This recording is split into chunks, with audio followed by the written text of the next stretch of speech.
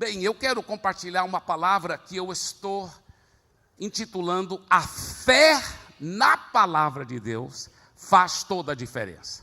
A fé na Palavra de Deus faz toda a diferença. Vamos ler em Gênesis capítulo 18, a partir do versículo 6. E Abraão apressou-se em ir ter com Sara a tenda, e disse-lhe: amassa depressa 3 medidas de flor de farinha e faze bolos. E correu Abraão às vacas, e tomou uma vitela tenra e boa, e deu ao moço, que se apressou em prepará-la. Eu estou em Gênesis 18, agora versículo 8. E tomou manteiga e leite e a vitela que tinha preparado, e pôs tudo diante deles, e ele estava em pé junto a eles, debaixo da árvore, e comeram, e disseram-lhe: onde está Sara, sua mulher?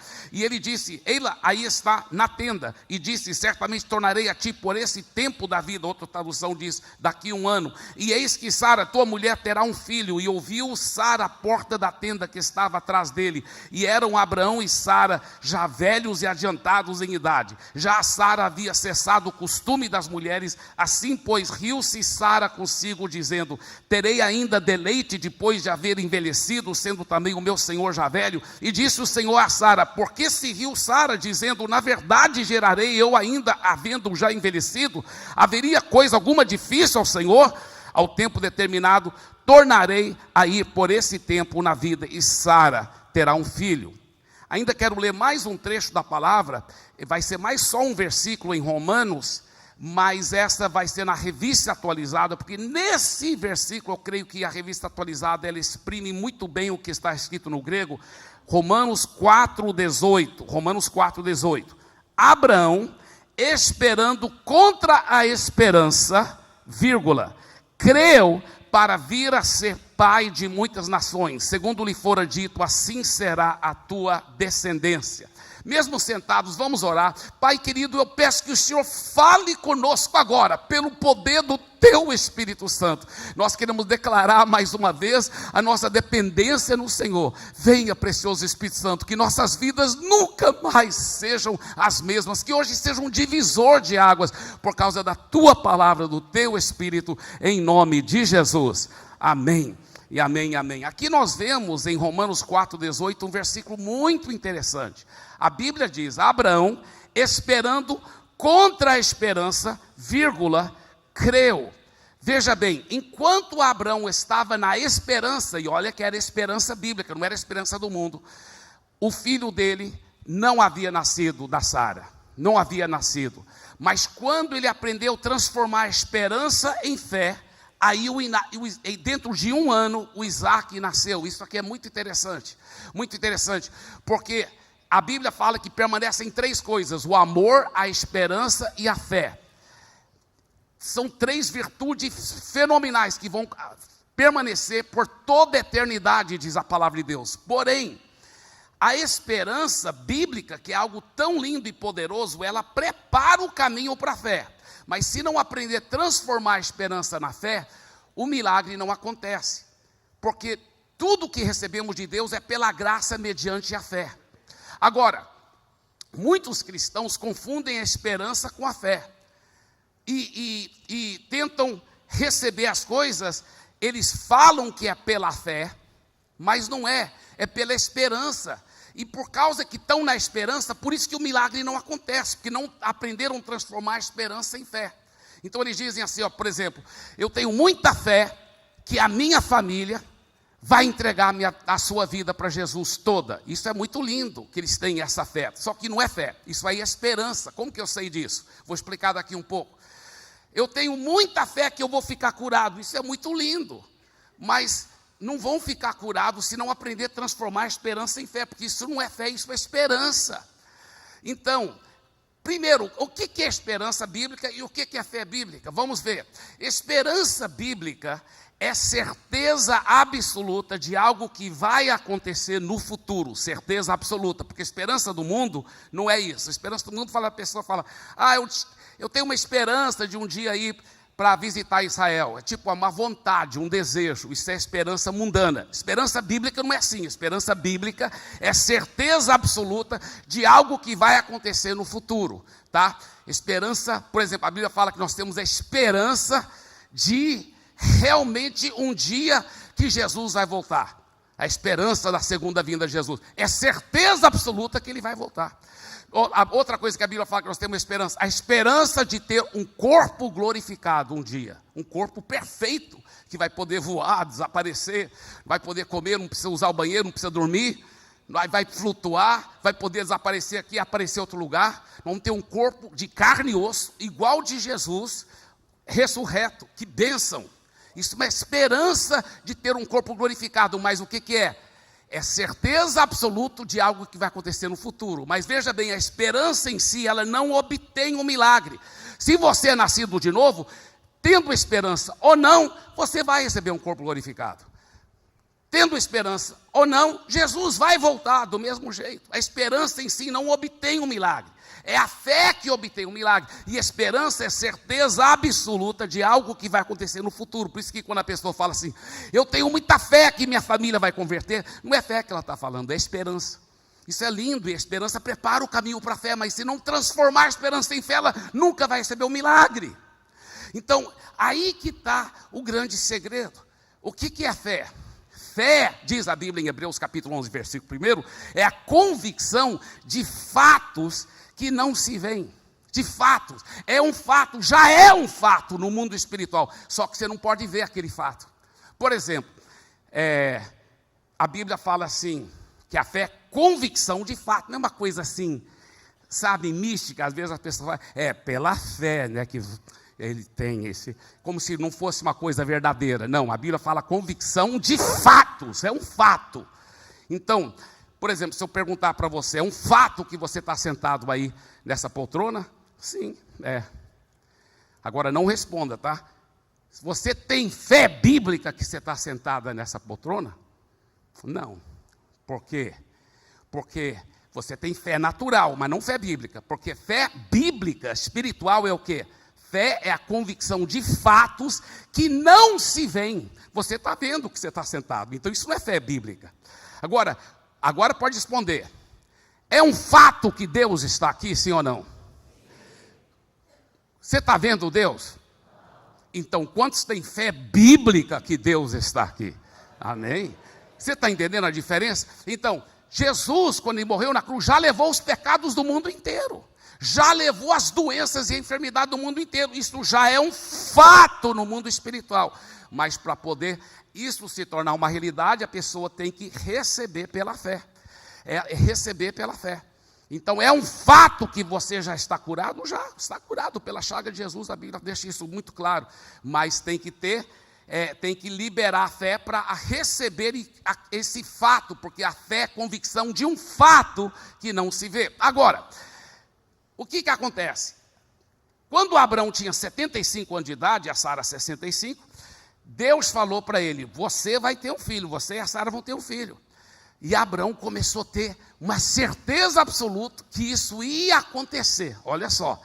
Mas isso não é fé, isso é esperança. Levou 24 anos, até Abraão ter 99, para finalmente transformar a esperança dele em fé. E aí quando a esperança dele transformou em fé dentro de um ano, o Isaac nasceu. É interessante. Agora, para transformar a esperança de Abraão em fé, Deus teve que trabalhar em 3 áreas na vida de Abraão. A primeira área foi na mente dele. Tem que renovar a sua mente. Se você quiser transformar a esperança em fé, tem que renovar a mente. E qual é o segredo principal de renovar a mente? Pelo poder do Espírito Santo, se alicerçar na palavra. Se alicerçar na palavra. Veja bem, esse texto tão poderoso que nós lemos aí de Gênesis, o contexto é o seguinte: era mais ou menos meio-dia, muito quente, calor, então dentro da tenda fica muito, muito quente. Então Abraão está fora da tenda, sentado lá, né? E se ele fosse um gaúcho, ele estaria tomando seu chimarrão gelado lá. Quando de repente, o que acontece? Aparece 3 homens andando. Agora Abraão já era amigo de Deus, então Abraão reconheceu que um daqueles 3 homens era o próprio Deus em forma de homem. Na teologia isso chama-se de teofania, quando Deus aparece em forma de um homem ou de um anjo. Os outros 2 homens também não eram homens, eram anjos. Então Deus aparece lá com 2 anjos, mas era forma de 3 homens. E Abraão reconheceu Deus, ele reconheceu Deus, e ele foi correndo, e apesar de ele ser um cara muito rico, muito poderoso, ele que foi correndo e foi cuidando deles, e falou: por favor, fique aqui, pegue uma sombrinha, vamos sentar debaixo da árvore aqui, eu vou preparar uma refeição. E preparou uma refeição poderosa. Ele com a Sara e os empregados lá trabalharam e prepararam uma poderosa refeição. Aí, depois que ele estava já servindo a comida, Deus começou a falar para Abraão. Ele falou assim: ó, daqui 1 ano eu vou voltar aqui, e a Sara vai já estar com filho de vocês, seu e da Sara. Agora a Sara estava atrás da porta da tenda, como toda boa esposa, ouvindo a conversa. Aí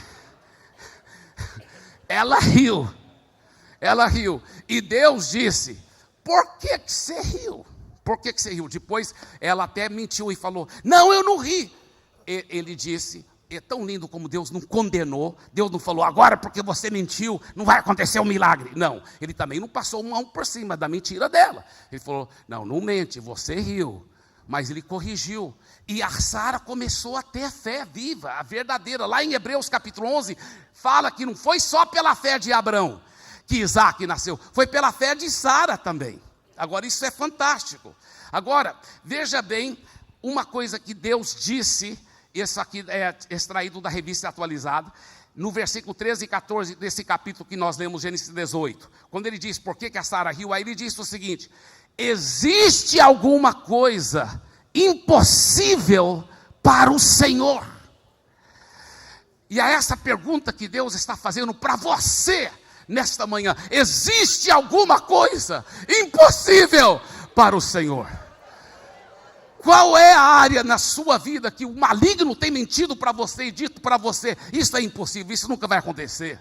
Qual é aquela área? Talvez é o filho que está desviado. Talvez é uma doença que o médico falou que não tem cura. Eu quero te dizer para você, eu quero fazer essa pergunta para você em nome de Jesus: existe alguma coisa impossível para o Senhor? É claro que não existe nada impossível. Tudo é possível ao que crê. Crer é a fé na palavra de Deus faz toda a diferença. Agora, primeira área é renovar a mente, trabalhar na mente. Deus foi trabalhando, renovando a mente da Sara, renovando a mente do Abraão, trabalhando. A Bíblia fala em Romanos 12:2, deixem que Deus os transforme pela renovação da sua mente. Eu amo esse texto em Filipenses 4:8. Filipenses 4:8. Que diz o seguinte: quanto ao mais, irmãos, tudo que é verdadeiro, tudo que é honesto, tudo que é justo, tudo que é puro, tudo que é amável, tudo que é de boa fama. Sabe o que quer dizer boa fama? Boas notícias. Se há alguma virtude, se há algum louvor, nisso pensai. Outra tradução diz: seja isso que ocupe o vosso pensamento. Olha o que ele diz: tudo que é se há algum louvor, tudo que é amável, tudo que é de boa fama, boas notícias. Você sabia que é pecado você ficar pensando em más notícias o dia todo? É pecado. Vai contra o que a Bíblia está dizendo. Ele fala: o que deve ocupar seu pensamento durante o dia são as coisas de boa fama, boas notícias. Ah, pastor, é para eu me tornar um negacionista, fazer de conta que não tem um problema? Não, é para você encarar o problema, mas alicerçado na palavra. Por que Deus colocou mais do que 8.000 promessas na Bíblia? Não foi para só encher as páginas da Bíblia. Deus colocou mais do que 8.000 promessas para elas serem apropriadas, para tomar posse. Só que a promessa não cai em cima de você como fruta madura cai da árvore. A Bíblia fala em Hebreus capítulo 6, versículo 12, não vos torneis indolentes. É uma palavra erudita que quer dizer simplesmente preguiçoso. Porque tem muita gente que é muito trabalhador na vida secular, mas no mundo espiritual ele é preguiçoso, ele não pega as promessas. Olha o que ele diz: não vos torneis preguiçosos, mas imitadores daqueles que pela fé e a perseverança herdam as promessas. Tomem posse da promessa. Você tem que ter uma fé agressiva para achar a promessa e começar a tomar posse pela fé. Então, quando tem um problema, você encara um problema, vamos supor que é um problema na sua família. Talvez a sua esposa que não está querendo seguir Jesus, talvez é o seu marido, talvez é um filho, talvez é um pai, uma mãe. E você está diante daquele problema. Você vai encarar o problema, mas você vai encará-lo com a solução da palavra de Deus. Então você vai renovar a sua mente com a palavra, e você vai orar em cima daquelas promessas. A Bíblia é cheia de promessas sobre família, mas tem que encontrá-las. Você sabe uma bem famosa, que é Atos 16:31, crê no Senhor Jesus e será salvo, tu e a tua casa. Isso é um fato. Mas olha o que ele fala, não fala mendiga do Senhor Jesus, não fala fica esperando no Senhor, não, crê no Senhor Jesus e será salvo tu e a tua casa. Provérbios 14:26, quem teme ao Senhor tem forte amparo, isso é refúgio para os seus filhos. Salmo 112, versículo 2, os filhos desse homem, está se referindo a quem teme ao Deus, quem segue a Deus, os filhos desse homem serão poderosos na terra prometida, e os seus descendentes serão abençoados. Joel 2:28, e acontecerá depois disso que derramarei o meu espírito sobre toda a humanidade, os filhos e as filhas de vocês profetizarão, os seus velhos sonharão, os seus jovens terão visões. Isaías 54:13-14, todos os seus filhos serão ensinados pelo Senhor, e será grande a paz de seus filhos. Você será estabelecido em justiça e ficará longe da opressão, você ficará longe do terror, porque ele não chegará perto de você.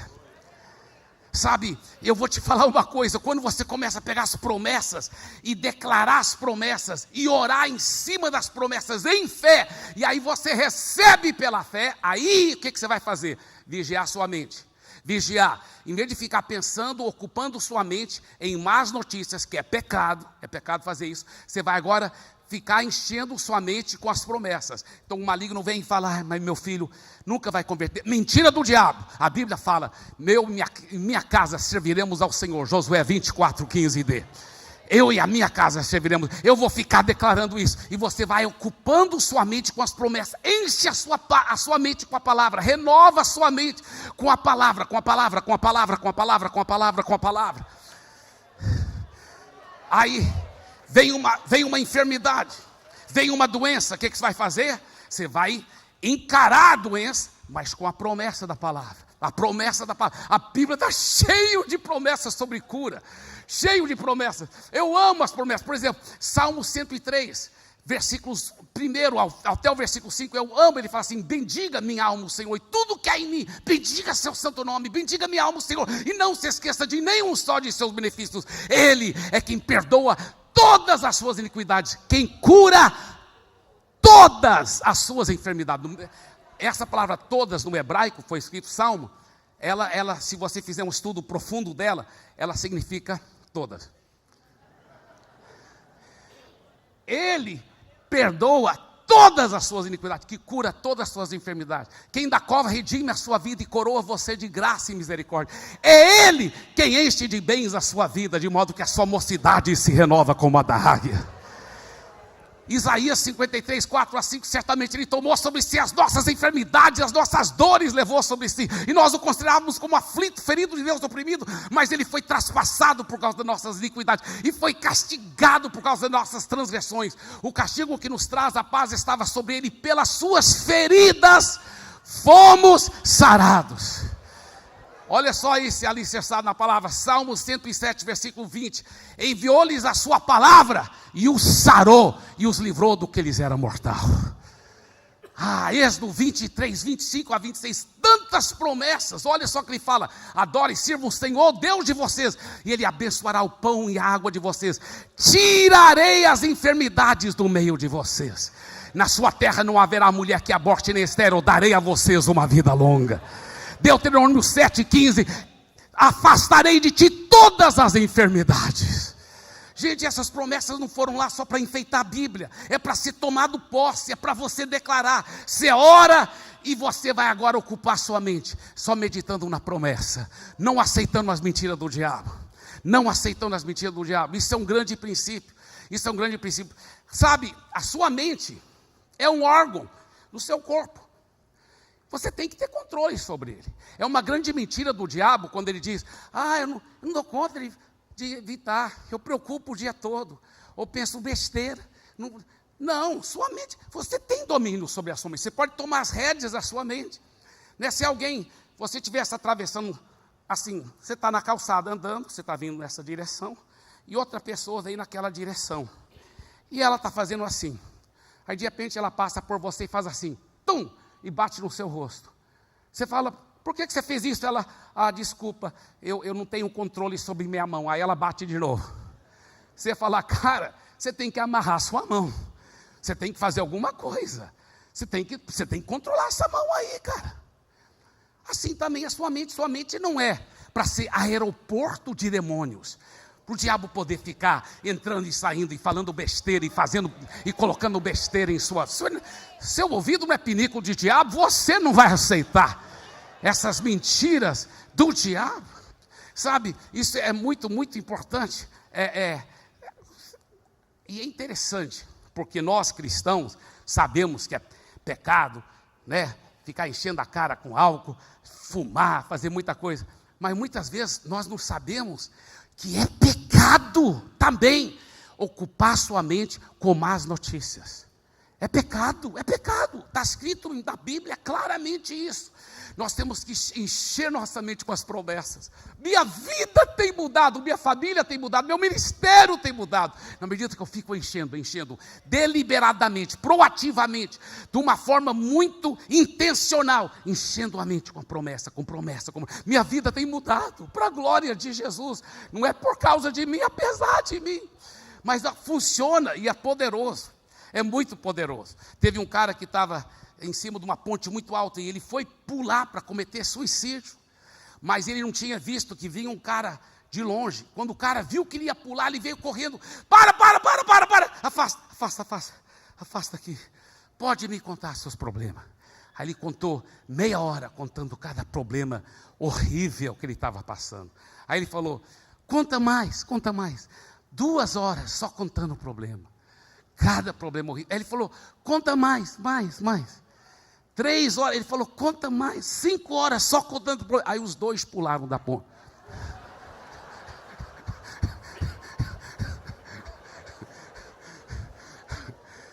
Pela fé não é verdadeira essa história, em nome de Jesus. Mas é o que acontece, porque eles estão quebrando princípios da palavra. Quebrando o princípio da palavra. Qual o princípio da palavra estão quebrando? Tudo que é de boa fama, seja isso que ocupe. Uma vez que começou a ouvir os problemas, fala, tudo bem, vamos encarar, vamos pegar as promessas aqui, vamos resolver isso em oração. E agora ocupa o pensamento com a palavra de Deus.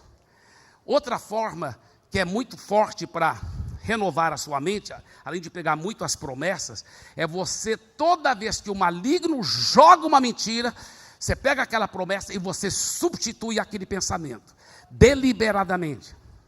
Outra forma é pega aquela promessa e declara em voz alta, mesmo se você estiver em um lugar público, mas mesmo falando baixinho. A palavra meditar no hebraico também pode ser traduzido murmurar, no sentido de falar baixinho. Declara, os judeus tinham o costume de ler a Bíblia em voz alta, mesmo que fosse baixinho. Mas quando você fala, isso aciona algo muito mais forte em você, sabia disso? Os neurocientistas têm comprovado aquilo que a Bíblia já ensinava há mais do que 2000 anos, que os nervos que controlam a fala humana, eles acabam controlando todos os outros nervos do seu corpo. Isso é um fato. Eu vou fazer uma experiência aqui com vocês, se vocês me permitirem, tudo bem? Então eu vou fazer o seguinte, quando eu disser 1, 2, 3 e vai, quando eu disser, não agora, mas quando eu disser, você vai só na sua mente começar a contar de 1 até 50, tudo bem? Só na sua mente, tá bem? Vamos lá? 1, 2, 3 e vai. Tá, você está contando, agora me diga seu nome completo em voz alta, por favor. O que aconteceu com a contagem? Ela parou, ela teve que parar, sabe por quê? A sua mente teve que parar para ver o que sua boca ia falar. A sua boca controla a sua mente. A sua boca controla a sua mente.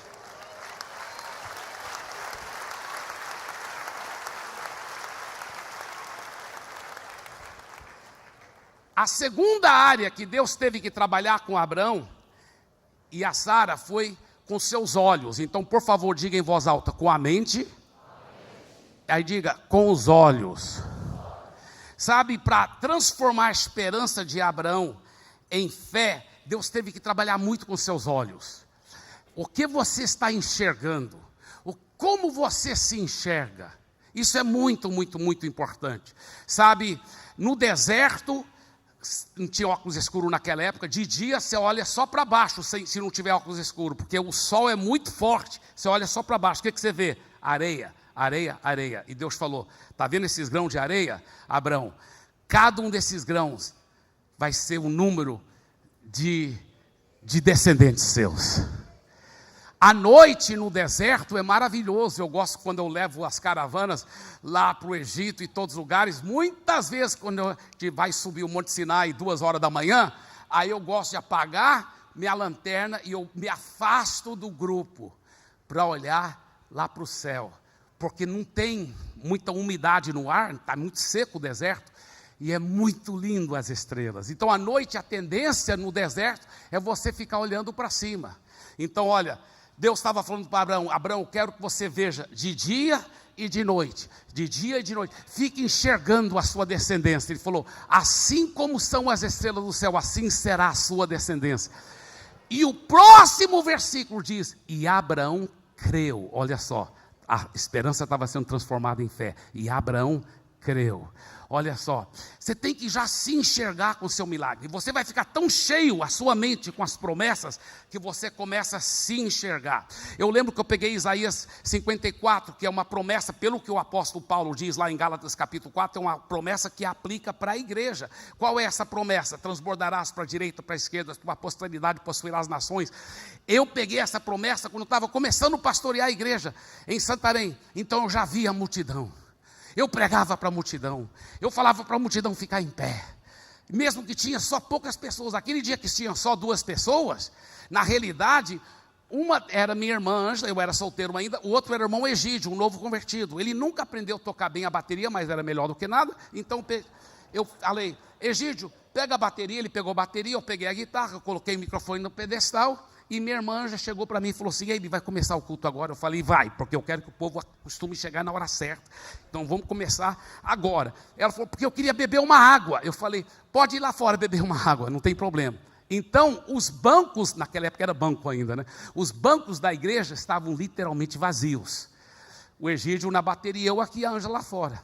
Mas eu, pelos olhos da fé, vi lotado. E eu lembro que eu falei assim, eu vi lotado pela fé. Eu sabia que era um momento histórico. Eu sabia que eu ia contar essa história ao redor do mundo. Já contei na Mongólia, no Vietnã, no Camboja, no Nepal, no Mianmar, na Tailândia, na Indonésia, na África, na Europa, nas Américas. Eu sabia que eu ia contar isso. Eu sabia que era um momento histórico. Eu sabia. Eu olhei para aqueles bancos que no natural estavam vazios, mas pela fé eu já vi lotado. Você tem que ver pela fé o que a palavra promete.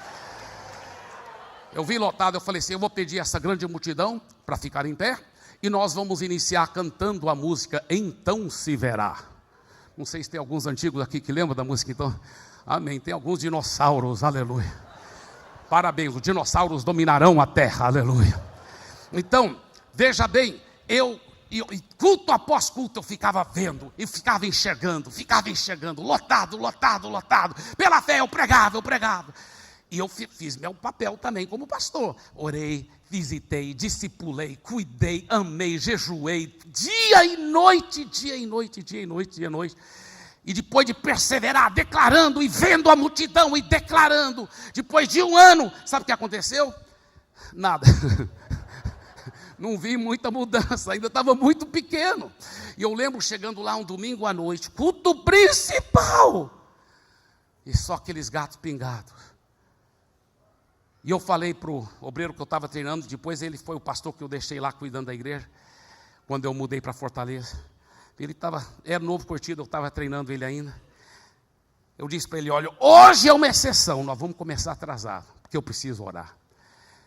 Hoje está tudo construído lá, mas naquela época tinha um mato atrás da igreja, um capim bem alto, era bem escuro, tinha um trilho. Como eu me lembro, eu entrei dentro daquele mato, lá naquele trilho. E eu, como eu me lembro, comecei a chorar. E eu falei: Deus, o que eu estou fazendo errado? O Senhor sabe que eu quero que a igreja cresça. Não é para minha glória, não é para ser famoso. O Senhor sabe que eu quero que a igreja cresça para saquear o inferno, para povoar o céu, para ganhar almas para o Senhor. E eu sei que o Senhor também quer que ela cresça. Então, com certeza, o erro não está no seu lado, está no meu lado. E eu estou aplicando fé, eu estou declarando aonde que minha fé está falhando. E eu vi claramente a voz do Espírito Santo dentro de mim, claramente. Ele falou: você não está falhando em nada, meu filho. Você está tendo a fé verdadeira. Você só tem que fazer uma coisa. O quê? Ele falou: perseverar. Quando ele disse perseverar, eu lembrei imediatamente de duas coisas. Eu lembrei que eu vi um homem de Deus dizer assim: quando você liga a tomada da fé, você tem que perseverar até materializar o milagre. Me lembrei disso. Segunda coisa que eu lembrei, Hebreus 6:12.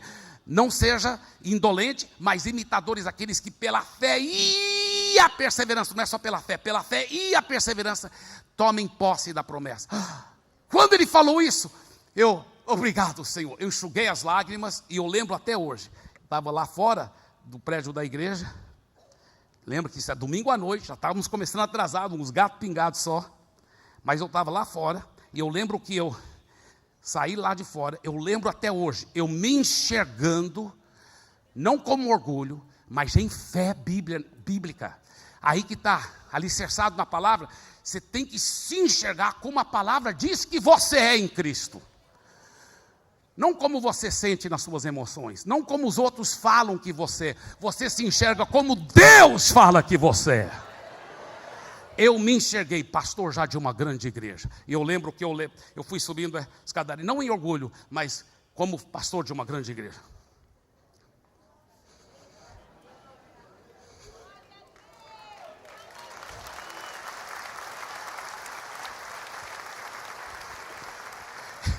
E eu lembro que eu cheguei lá na frente, e eu nunca vou esquecer esse dia também, porque eu estava me já vendo pastor com uma enorme igreja. Eu falei assim: eu vou pedir essa enorme multidão para ficar em pé, e nós vamos iniciar com uma oração em nome de Jesus.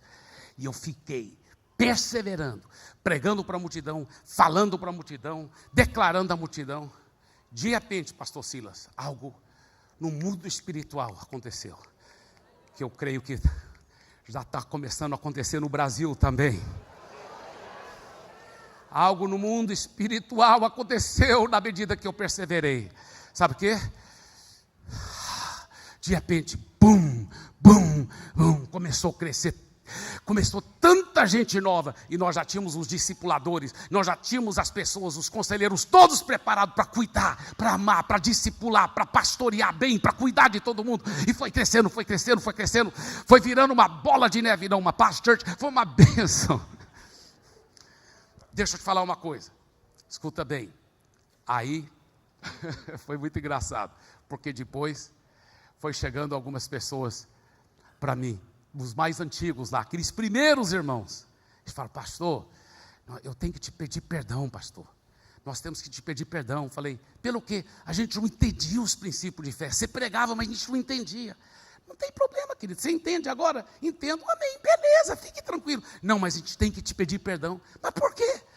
Porque o senhor falava, pastor, da grande multidão, pregava para a multidão, mandava a multidão fazer isso, fazer aquilo. A gente olhava, só via banco vazio.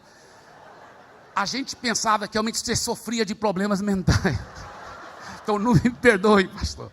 Deixa eu te falar uma coisa: as pessoas vão te chamar de louco, as pessoas vão te chamar de doido, mas você fica declarando a palavra, fica declarando as promessas, e você verá o milagre acontecer na sua família, na sua cura, nas suas finanças. Declare a provisão de Deus, declare a proteção de Deus, porque Ele é maior, e o maior é Ele que está em você do que aquele que está no mundo.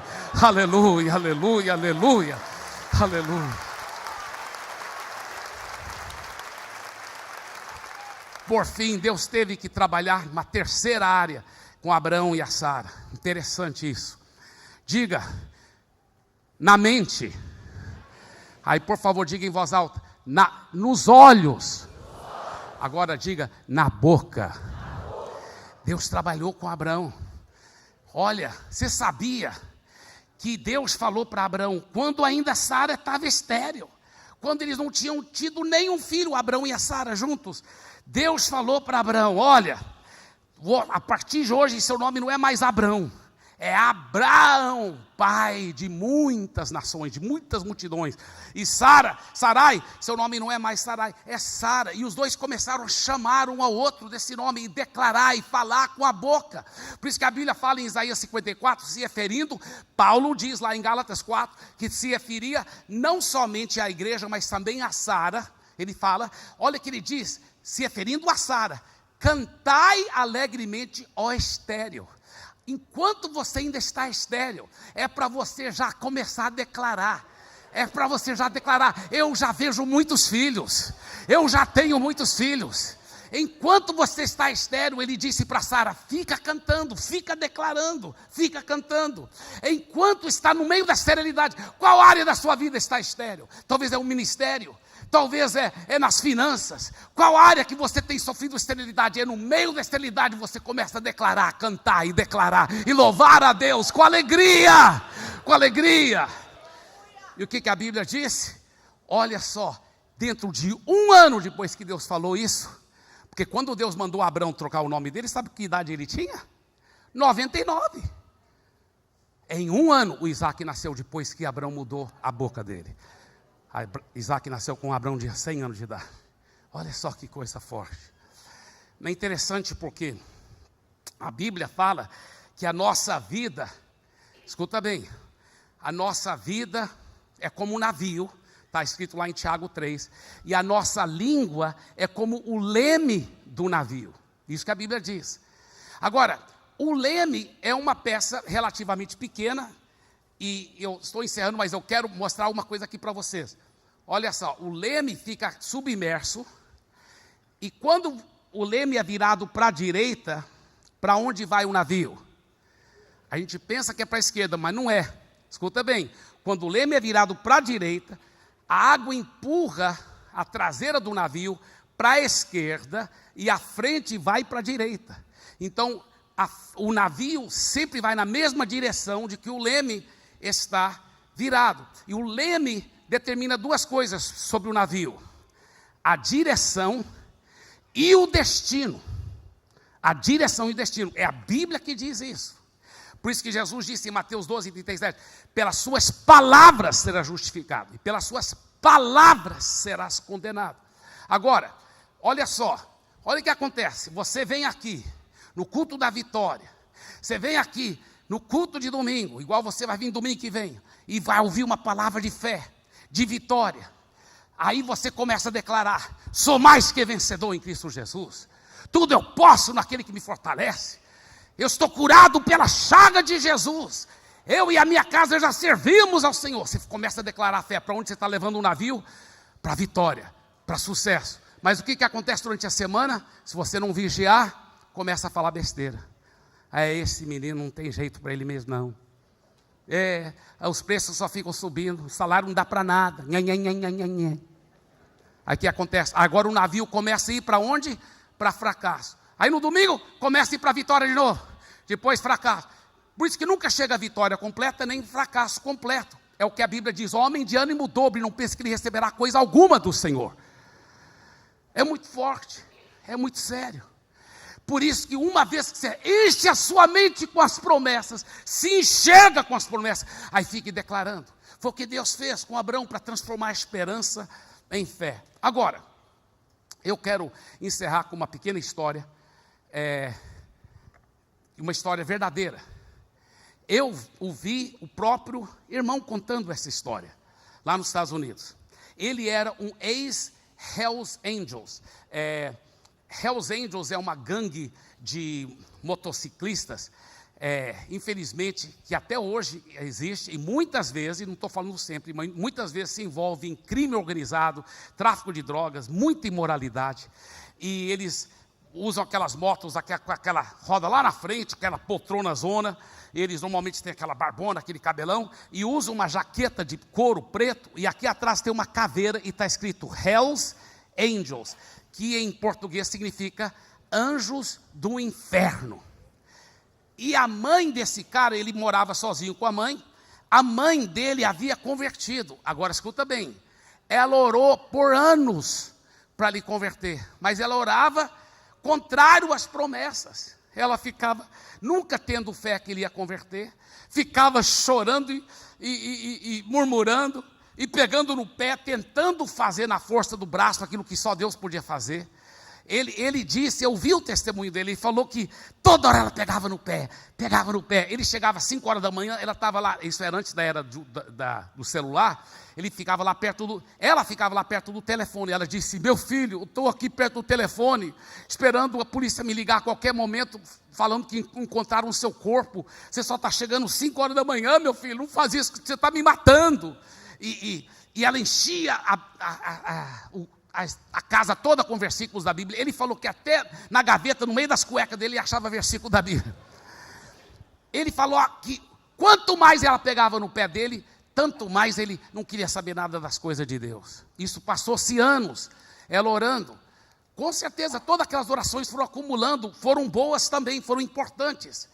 Mas não aconteceu mais rápido, porque ela estava orando contrário aos princípios da palavra de Deus. E nossa vida tem que ser alicerçada na palavra. Então, depois ela aprendeu esses princípios. Ele disse que depois que ela aprendeu esses princípios, ela mudou. Ele chegava em casa, para o espanto dele, ela já estava dormindo. Durante o dia, em vez dela estar toda neurostênica, pegando no pé dele, ela ficava cantando, feliz da vida. Aleluia.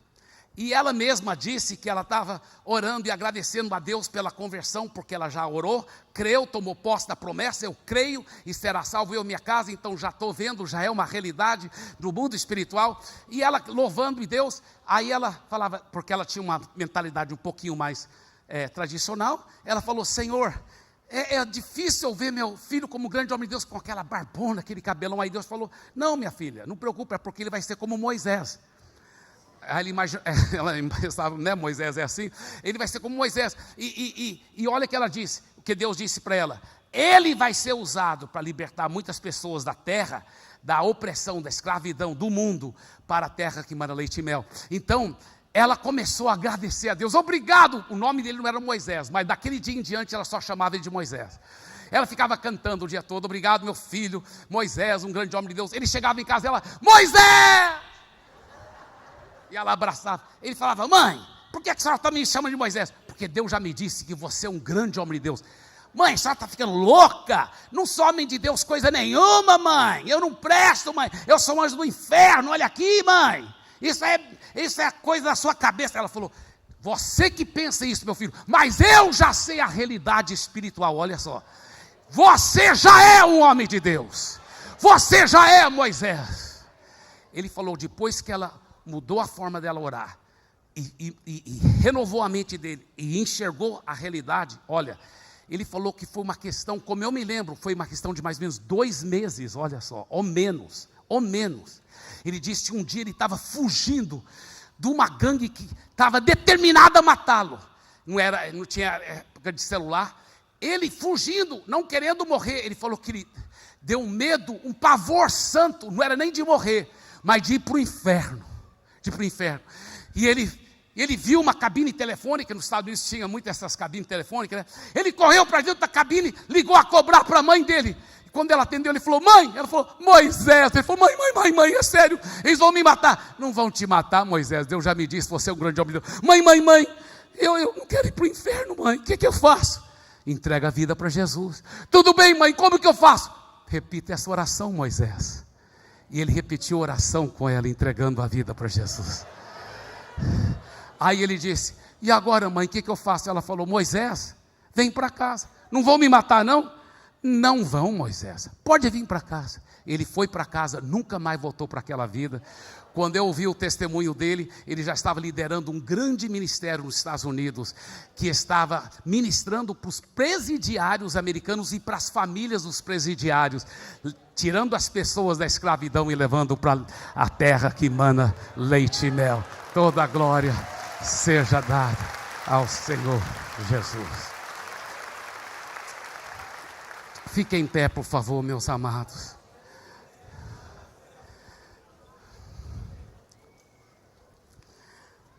Pai, nos ajude pela tua palavra e pelo teu Espírito, colocar isso em prática, Senhor, em nossos corações. Por favor, diga em voz alta comigo, repita essa oração, diga: Senhor Jesus, eu declaro que pela tua graça e pelo teu Espírito, eu vou sim renovar a minha mente com a tua palavra. Eu vou ocupar meus pensamentos dia e noite com as promessas. Eu vou começar a me enxergar como receptor dessas promessas, e eu vou declarar e ficar declarando, mesmo no meio da tempestade, as tuas promessas, até materializar, em nome de Jesus. Amém e amém e amém. Deus abençoe.